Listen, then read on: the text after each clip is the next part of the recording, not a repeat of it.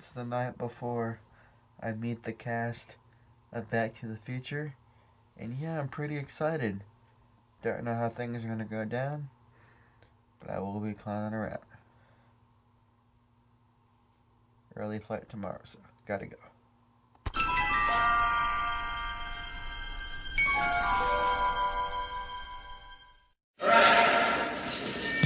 We're the pinheads.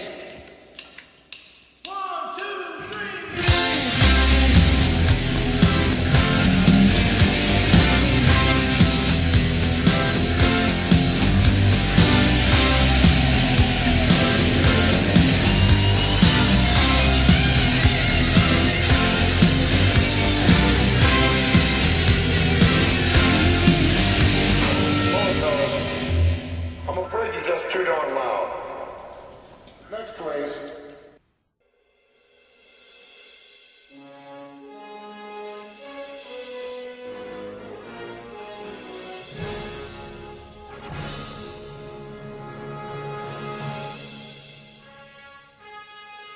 I'm not sure what happened, but something on VIP, and I got this bag of stuff that I don't even know what comes in here.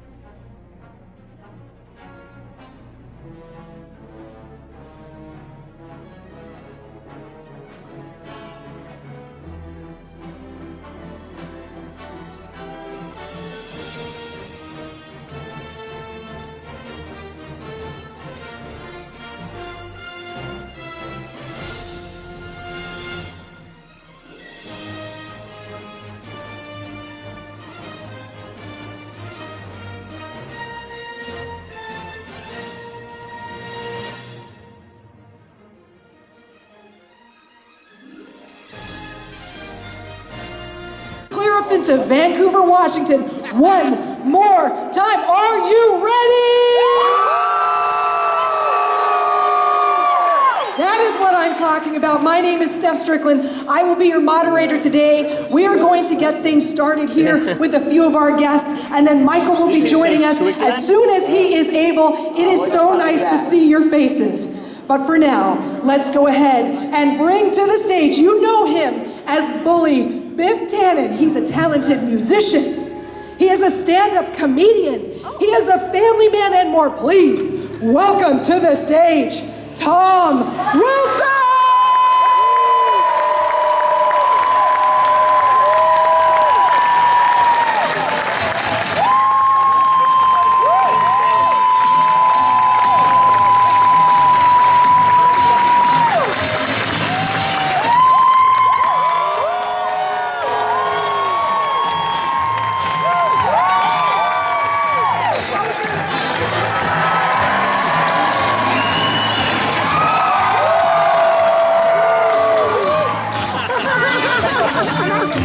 He says backstage, I'm ready, let's do this. Now, our next guest has found his way into our hearts and our pop culture fandom. From Taxi to the Addams Family, he is 88 miles per hour of absolute awesome as Mr.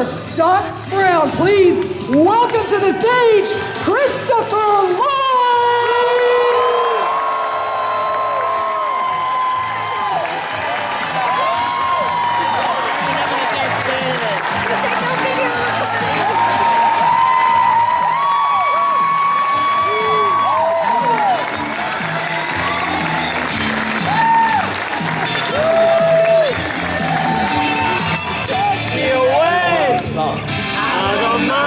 Quite the welcome, gentlemen. It's on. It's ready. Wait. Everyone.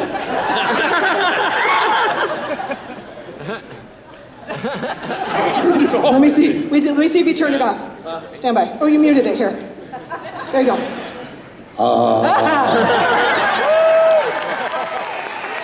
Hey, so Leah was kind enough to send us a video. She couldn't be here today. She wanted to be here today, but she actually went ahead and shot us a special video. So let's take a look at that right now. Hey, all you awesome Portland Comic-Con fans. Leah Thompson here, aka Lorraine McFly from Back to the Future.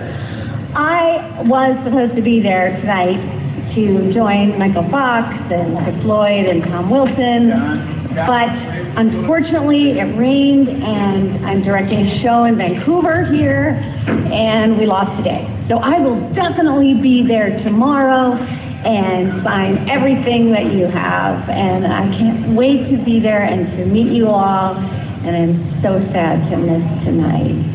So lots of love. See you tomorrow. Bye. Yay!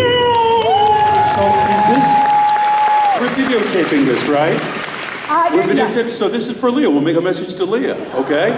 Hi, Leah, it's Tom. That video was not good enough. Bored. No, it's great. Leah's great, and she will be here tomorrow, and that will bring peace to the world. That'll be good. Your comedy roots coming through. I can see it. I think I'm going to catch a cab to get over to you on this stage. You're like a... We're saving room. We're saving room. That's the reason why we're doing this. So one of the things that makes Fan Expo Portland so great is we really like to bring the fans into the experience. And the fans, we... Hi, my name is Marty. My name is Cheyenne. I'm from Washington State. My favorite part of the movie is the first reveal of the time machine, or like backing out of the box truck. And you hear that ding. My favorite is when Marty asked, wait a minute, Doc, you're telling me that you built a time machine, phosphor effect, out of a DeLorean? The way I see it, if you're gonna build a time machine out of a car, why not do it with some style? Hi, my name is Maria. I'm Daniel. And we're both from Miami, Florida. Okay, so my favorite part is when Marty encouraged George to defend Lorraine from Biff. And my favorite part is when finally Doc gets to read the letter that Marty made him, and he gets a second chance to live and change his past. And I love the fact that their friendship grew from this. And the series is definitely my favorite. So excited to see you guys and meet you. Woo! Back to the Future forever! Hi, my name is Will, and my favorite moment from the Back to the Future trilogy is from Back to the Future 3, when Doc and Marty switch catchphrases. Marty says, "Great Scott, I know, this is heavy." My name is Corey, and we're from New Jersey. And our favorite part of Back to the Future was at the end of Back to the Future #1, when the lightning struck the clock tower and the DeLorean gets transported from 1955 to 1985.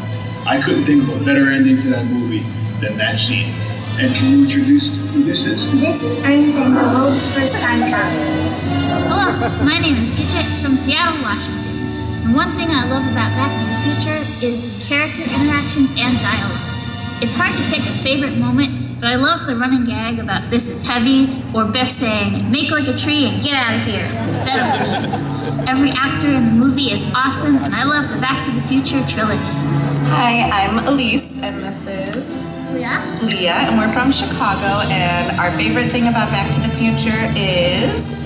You like Marty and I like Dr. Brown. It has brought so much joy to me my entire life, and I'm so grateful for you, the actors, for making this movie, for showing me that anything is possible. This movie continues to be a part of my life. My husband proposed in a DeLorean with the ring inside of here. Our first daughter's name is Leah. She's named after Leah Thompson, and I'm just so excited to see where the future takes us. Hey, Back to the Future cast. My name is Daniel Potter. I'm from Nashville, Tennessee. My favorite part of the trilogy would have to be when we first see the DeLorean coming out of the back of Drop's truck. Absolutely loved it. Was lucky enough to get my own DeLorean. It even has the Marty McFly license plate. So thank you all so much for the movies. Hi, my name is Shannon. I am from Portland, Oregon, and I have been a Marty McFly cosplayer here in the Pacific Northwest for the past 10 years. What I do with my cosplay is help raise funds and awareness for Parkinson's research through Team Fox, which is the fundraising division of the Michael J. Fox Foundation. I would have to say that my favorite part of the Back to the Future trilogy would be the scene at Twin Pines Mall where you see the DeLorean for the very first time. Team Fox. Introduction, but gave us generations of inspiration and admiration. Please stand up. Welcome to the stage, Mr. Michael J. Fox.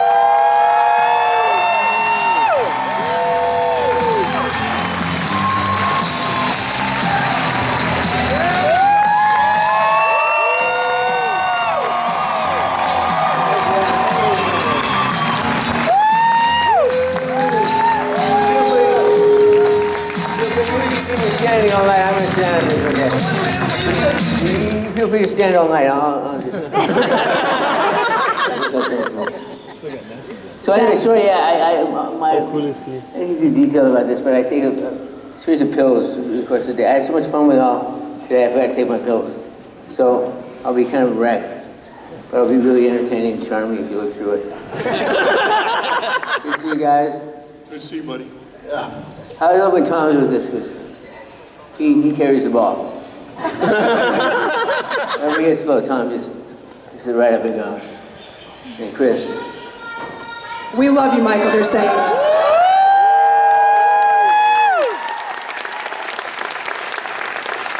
You're invaded by robots. They love you, and apparently if you were just sort of fond of me, or... it's complicated. They love you. It's too late now! We're comfortable with you. We're comfortable. Yeah, we really like you, Tom. We love you, Mad Dog Tannen. Now, you know what? I will escort you right out of here. Twice, right? They came for you twice. I didn't know they came for me the first time. That's true. I went to Gary Goldberg and asked if I could be, to Spin City. Yeah. He had a family ties and time to go to do the movie because they wanted to reshoot some footage, and so he didn't tell me about it because he didn't want me to leave the show, which made sense. So then about 6 weeks later he came and they let Eric go, and he said, "They're coming. You don't know this, but they offered you this job once. I'm letting them offer it to you again. The only thing is, if you do it, you have to do it and family ties at the same time." It sounded nuts, but I said, "Okay, great." So I did it, and that's how I got involved in the film. It was just overnight for me. I remember you saying how hard you worked. It was. I like it. Spoken like a true lead. Christopher, tell me about your audition process. I was doing work in Mexico City, and I decided I'd come out fairly recently, a few months before, from New York to... You come out? Huh? Yeah, that's a funny story. We'll get to it later. You come out for the... Yeah, and I made up my mind I was going to go back to New York, and that was that. And then I get the script, Back to the Future, sent to me, and I kind of went through it, but not with any... I heard the story. I heard it was you dumped in the garbage. Could be. Just because, not because it was not having to do with the quality of it, but just because you had so much stuff you wanted to do, so much other work you wanted to do. I don't know. I'm telling you a story and I'm doing a terrible job of it. I'm telling you a story and I'm doing a terrible job of it. And so yeah, offer of any sort that came along, even however remote the possibility that I'd actually get the job, I would never pass that, if you like, I was just doing. So I retrieved the script, went back, and met Bob Zemeckis, and that was it. You didn't put it in the trash. There was no retrieving the script. I think these guys were looking for the right script. I was looking for a job.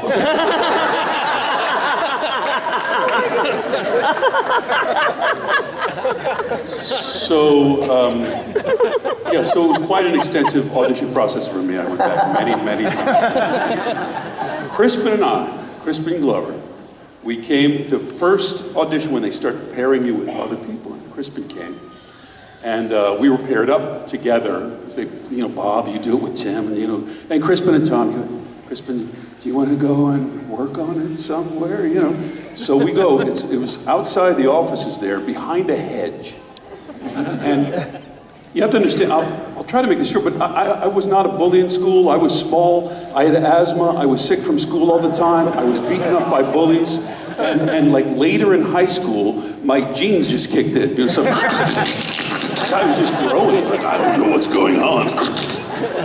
So I could just, protect my nerdy friends, the tuba players, the debating team.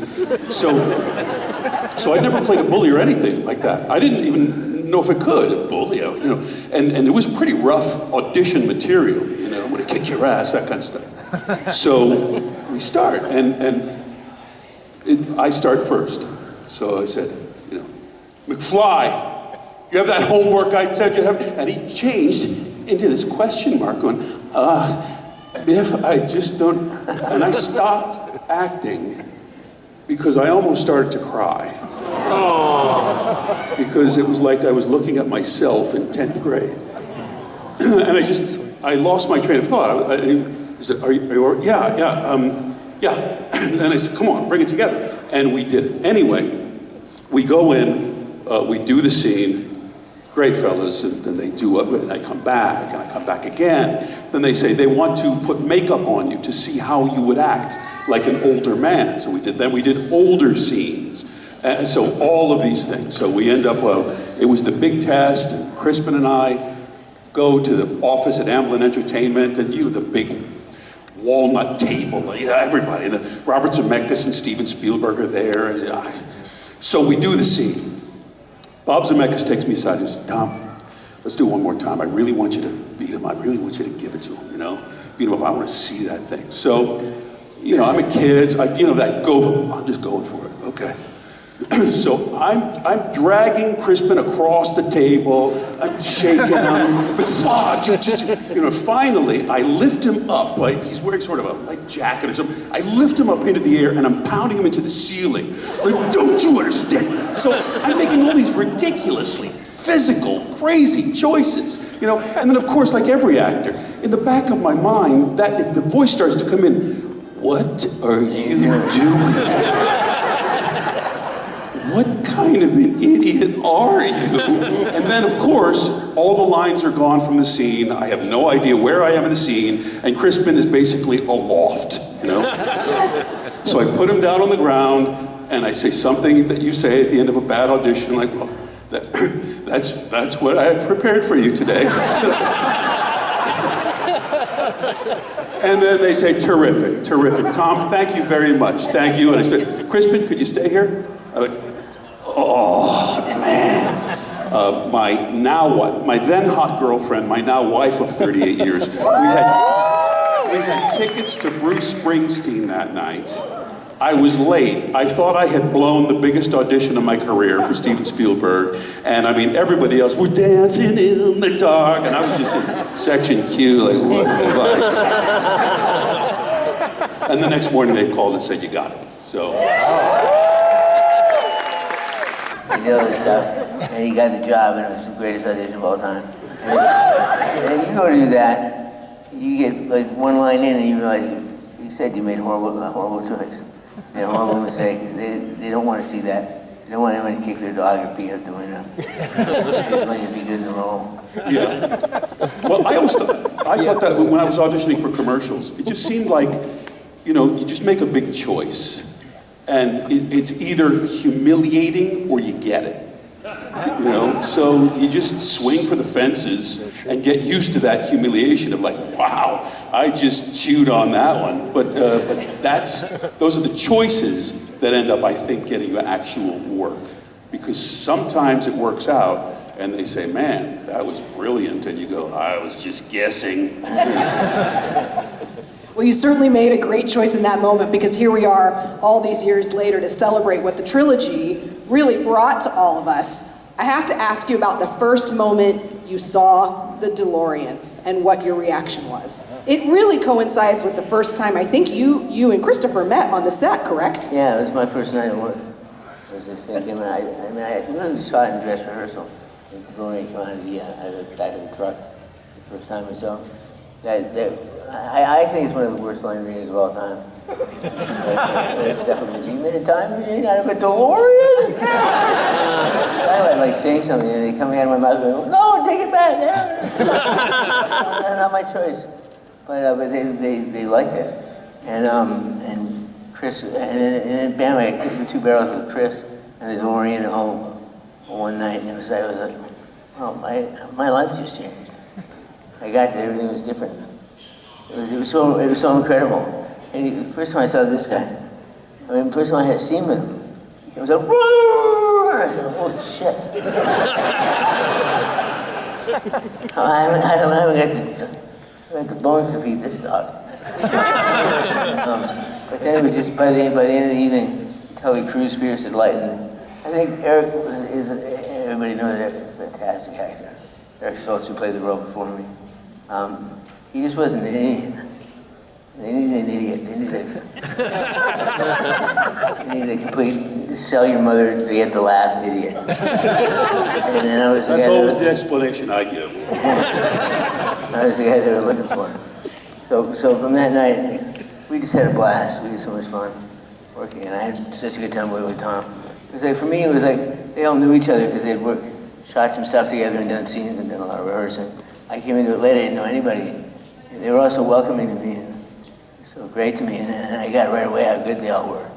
Like I said, and I got a phone call from my agent, and it was like 4 hours difference or 5 hours difference or whatever. And he said, Mike, I just saw the movie. I said, what movie? I said, Back to the Future. I just saw Back to the Future. I said, oh, I'm sorry. I'll do better next time. And he said, no, you don't understand. It's the biggest movie in the world.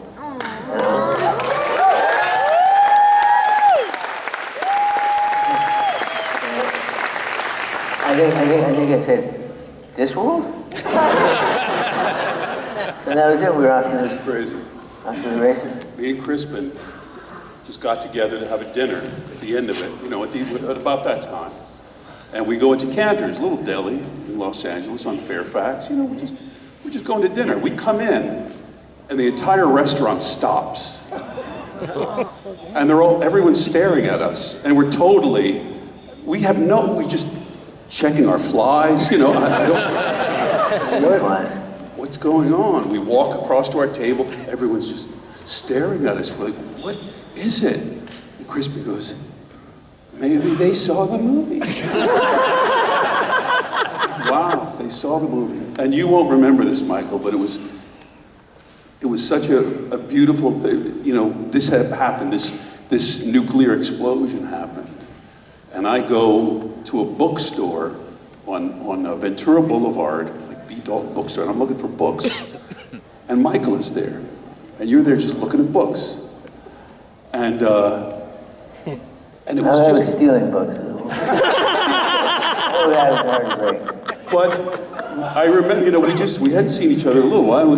We saw each other, and this explosion had happened, and we're just staring at each other at this bookstore. You're just like, what just happened? You know? Oh my God, it's Biff! But you know, a guy from Pennsylvania, a guy from British Columbia, come out, you know, drive to Hollywood and end up, what? It was... Christopher, before we get to some scenes from the movie that we want to show, did you have a moment where either fans stopped you because of that particular performance? Do you remember that? Either in a bookstore, getting arrested, whatever, at a restaurant? Microphone, Chris? Chris, what is this? He's going deep in. Microphone, though. The volume stick. You need the volume stick. It's unmuted. Don't touch it. Just talk. Talk anyway. There, he's muted it. Yep. Sit down there if it feels good as saying microphone. Yeah, solid. I don't know what was I going to say? I was curious about when you got recognized for that role, for your role as Doc. It happened.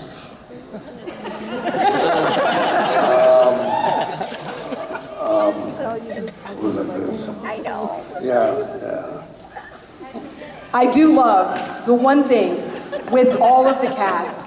You were talking about the success of the first movie, and we actually have a very short clip that we want to show you and get your reaction to this particular scene. So take a look at this scene. You'll know it right away. Town Square, and we went through. We were in Thailand together. We were in New Zealand together. Separately, he did the Tim Burton version of Planet of the Apes. Just a brilliant guy. Charlie, you around somewhere? Charlie! Hey, Charlie! Wow! Way to go, Charlie! Hey, Charlie. You're a stunt man. You can get up there. Yeah. Oh my gosh. I can barely goddamn stand you. Come on the stage.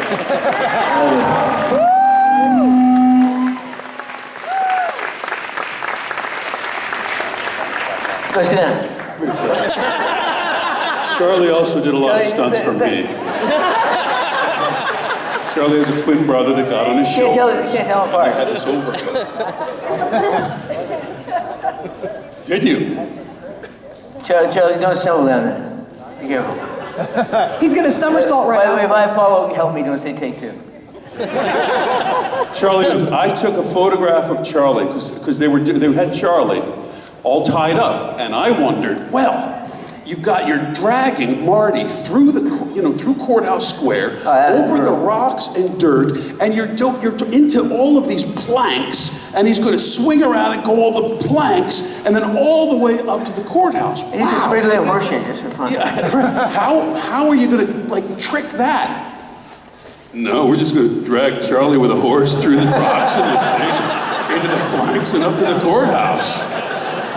Right? And you saw the photograph I took of you because you got up and Charlie, covered in dirt and everything and just out of, Charlie, I take this picture, it's a classic Hollywood, just covered in dirt, but man, tough as nails, wow. Charlie is in the tradition of those great stuntmen. He really is one of the best. Chris, some of my favorite scenes, like being in his house, Howdy Doody and all that stuff.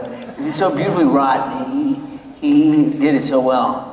And it was so much fun, like you know what it's like to do a scene, and then you have this sticker on your forehead, and he's going, well, you know what this means? So I can never do this stuff that's too great. But and he grabs the cord. And we never did this in rehearsal, and I think, he's gonna pull this freaking pop on my head. And it's gonna leave a big mark on my head. I knew it would leave a big suction mark. When you're a kid, you have suckers in the head. And so I'm doing the scene with him, and I'm going, please don't pull him anywhere. And then he goes, you know what this means? I said, yeah, I'm gonna have a freaking welt on my forehead. But always surprises, and Tom too, you never know what they were gonna do. And Crispin is classic. We would do scenes, and it's not just that, what's great about Crispin, he didn't make silly choices, never made silly choices in his life, but he didn't make extreme choices because he wanted to do something weird. That was just right to him. That was true to what he thought it was and what he believed. So we were doing this one scene on the porch, and so scene on the porch, we said, I'm not going to the dance, and trying to get Martin to stay off the porch. And I don't know whether, I don't know if it's in the movie, but he grabbed a broom, and he was swinging this broom. I mean, I'm kind of like doing this scene, halfway looking at Bob, and Bob, he's got a broom.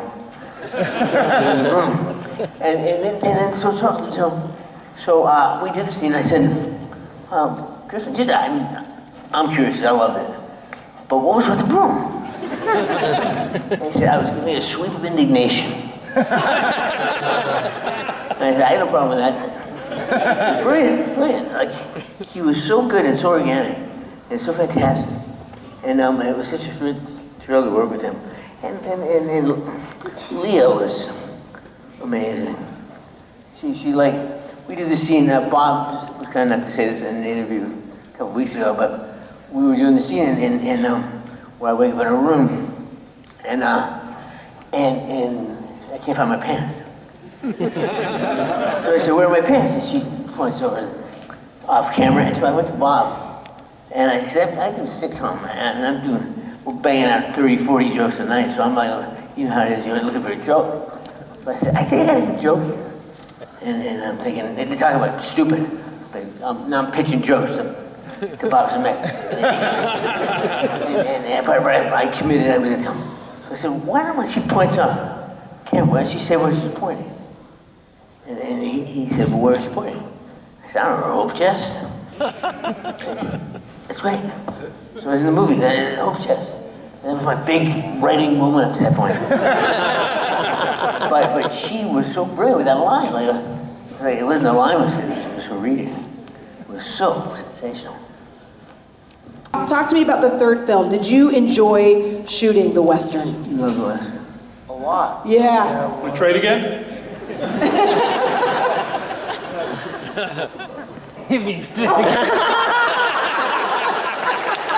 I had the best time. Okay.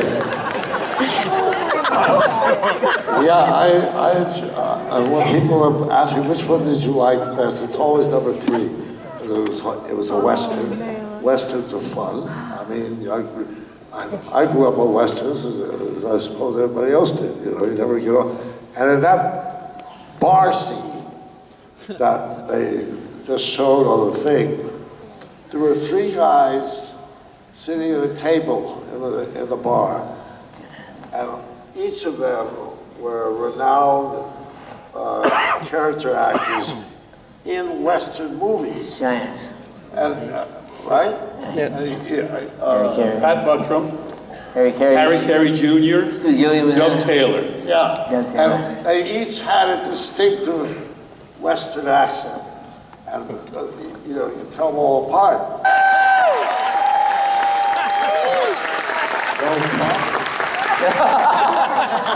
He had no problem. Yeah. You were brilliant, though. Mary Steve version. Yeah. Yeah, it was good. Well, it was great. I did two movies now with him at this point. We didn't even know each other that well. We got along. We certainly liked working with each other. But we didn't. I had more of a relationship with Tom because we would like have lunch together and do all this stuff. But I didn't see Chris that much other than doing scenes. And then he did, and like I said, we liked each other a lot. Then we get to the third one, and he's playing this character, this romantic, almost walking on his tiptoes, walking sideways like Pepe Le Pew. So enamored. And I just, I mean, in the kind of co-actor way, I just fell in love with what he was doing. Saying a question for each one of you. What was your most embarrassing scene to film? I'll start with you. With me, my most embarrassing scene to film. There were so many, really. Because, you know, I'm an insecure actor. I finish the scene, so you do those broad choices, you know, and then you leave and go, I'm not very good at acting. My most embarrassing thing was the only shot I really refused, and that embarrassed me. Diablo was my horse. I did black horse Diablos. View for Tannen needs a big horse, a black horse, and this horse was a problem. I liked Jesse. Jesse was brown and did whatever I said. Diablo was not very friendly and would try to The name alone. Yeah, Diablo. would try to go under branches to knock me off, or put my leg up if there was a building, just run into the building and try to knock me off. So anyway, the scene where Buford ropes Marty, turns the horse around. I had to learn to rope, because Bob Zemeckis has a shot where I'm on the horse galloping and the camera's right there following, and I have to throw the rope over my head and rope like that, roping the camera. Anyway, so I'm dragging him back. That was Charlie, Ben Scott on the horse, Charlie tied to the rope, coming back into town. Well, they needed a close-up of me. So they thought they would tie a burlap sack full of rocks or weights behind the horse, around the horse's legs. Bob Zemeckis asks Walter Scott, the stunt coordinator, you think Tom can do this riding with the horse, with the bag? And Walter said, are you kidding me? Tom's a cowboy himself. He can do anything. He can do this shot. Hang on a second. Hey, Tom, be careful. Because this horse doesn't care. The horse didn't care for it anyway. We ride in, and I'm riding, and the bag is being dragged behind me, and Diablo finally says, I've had it with this guy, and just starts bucking. So Diablo, I'm from Philadelphia. I'm on a bucking bronco, and he's trying to throw me off, and Charlie, Ben, all the guys, they're going, yeah! Hang on, Tom! Woo! Nobody is saying, hey, maybe we should help Tom. Nobody's saying that. But, and I didn't do any of this, I did none of that. I did like, Anyway, I stayed on. And I was embarrassed because they all came around, okay, we'll do, and I just was like, I'm not doing that again. That was very scary. I was like 12 feet in the air. And they're like, no, we'll calm down the horse and everything. And I just got on the horse and off the horse, and I just walked literally down, like the end of high noon, down that center, that center street, right? That's toward my trailer, and I'm just walking, the walk of shame, okay? There are townspeople everywhere, like, hi, I'm the guy who's too chicken to get back on the horse, thank you, I'll be in my dressing room. So that was probably my most embarrassing. I appreciate you sharing, and I'll open it up, Christopher, to you next. Either your most embarrassing scene or favorite scene, and then Michael, I'll ask you, and we have a very quick game to play at the end before we wrap things up. Favorite scene or most embarrassing? Oh, he gets favorite. Yes, he does. I get first. Do you want to tell it? I get it. Oh, no. Oh, God. What I remember is that there's a scene in Back to the Future 3 when we're in the barn. And there's a scene, and there's this elaborate, huge machine. An elaborate, huge machine. Steam coming out. You have to talk into it.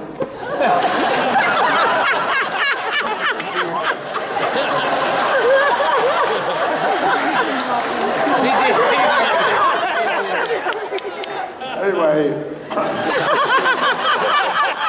this machine's going, and you come down to the little thing, and it creates 1 cube of ice. A hot western summer, 1 cube of ice.